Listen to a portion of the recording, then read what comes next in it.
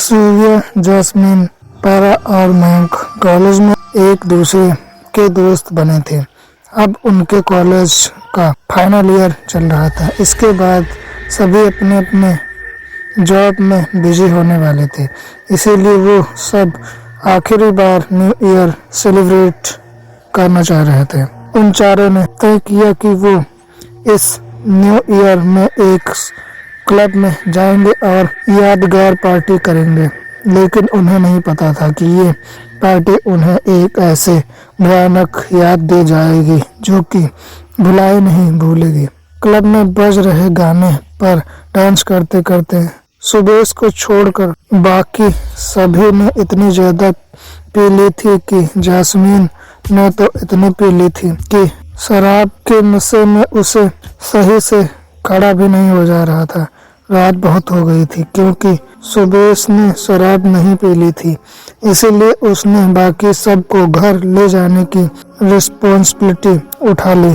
उसने सबको जैसे तैसे करके गाड़ी में बिठाया। गाड़ी की आगे वाली सीट पर मयंक बैठा था और पीछे जैस्मीन और पारा। शराब पीने की वजह से वो तीनों अपने होश और हवास में नहीं थे। तभी गाड़ी चलते हुए सुरेश की नजर पीछे की सीट पर गई और वो अचानक शून्य पड़ गया। उसने देखा जैस्मीन, पारा और उसके बीच में एक लड़की बैठी थी। सुरेश की नजर उस लड़की से मिली। वो उस लड़की की आंखों से अचानक खून के आंसू निकलने लगे। ये देखकर ही सुरेश घबरा गया और गाड़ी का बैलेंस बिगड़ गया। सुरेश ने जैसे तैसे करके गाड़ी संभाली और एक किनारे गाड़ी रोक दी। उस लड़की को देखकर सुरेश बहुत डर गया था।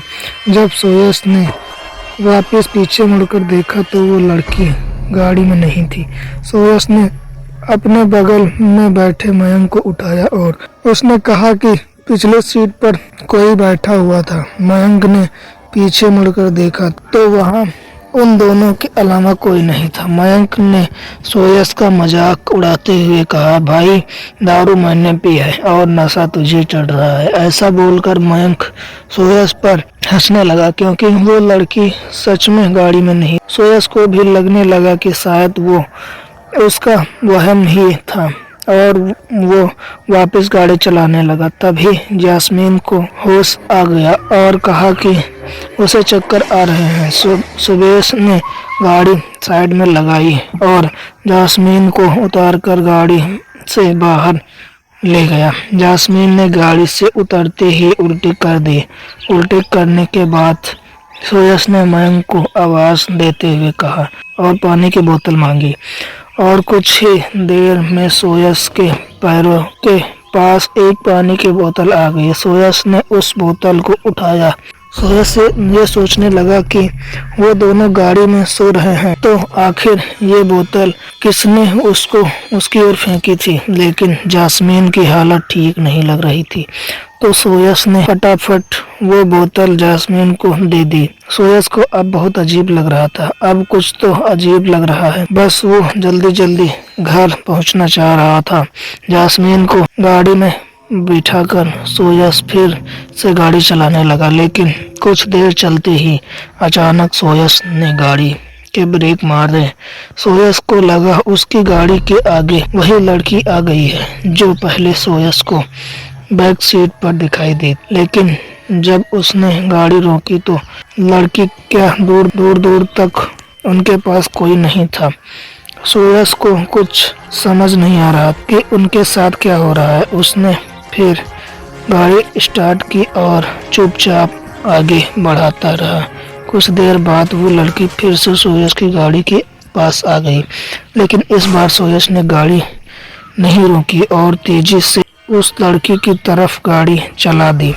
देखते देखते वो लड़की उस गाड़ी के आर पार हो गई। अब सुरेश को यकीन हो गया था कि वो लड़की एक आत्मा है जो उसे बार बार दिखाई दे रही है। सुरेश ने गाड़ी की स्पीड और तेज कर दी क्योंकि वो अब घर पहुंचना चाह रहा था। तभी बैक सीट पर बैठी पारा एकदम सीधी बैठ गई। वो बिना कुछ बोले सोयस को घूरने लगी।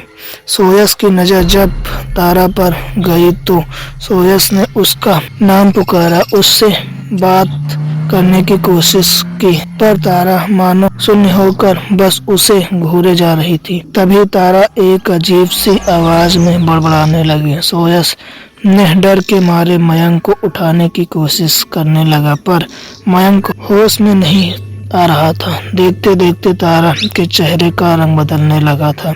उसका चेहरा सफेद पड़ने लगा और तारा अपना सर गाड़ी की विंडो पर जोर जोर से मारने लगी, इतने जोर जोर से कि उसके सर से खून निकलने लगा। तारा बिल्कुल पागल हो गई थी और सोयस को कुछ भी समझ नहीं आ रहा था। सोयस के अलावा कोई होश में नहीं था। सोयस ने पुलिस को फोन मिलाया, पर इससे पहले वो पुलिस से बात करता पीछे से उसकी गर्दन पर 2 हाथ आए और उसका गला दबाने लगे। सोयस का कंट्रोल गाड़ी से हट गया और गाड़ी सीधे जाकर एक पेड़ से टकरा गई। सोयस को जब होश आया तो वो एक हॉस्पिटल में था। उसके रूम के बाहर मयंक भी लेटा था। पुलिस जब सोयस से पूछताछ करने आई तो उसे पता चला कि गाड़ी में बैठे सभी लोगों की जान बच गई थी, बस कुछ चोट आई थी। सोयस ने पुलिस को सब कुछ बताया। तभी वहां खड़े एक पुलिस वाले ऑफिसर ने बताया कि उसे उस लड़की के बारे में और भी केसेस आ चुके हैं।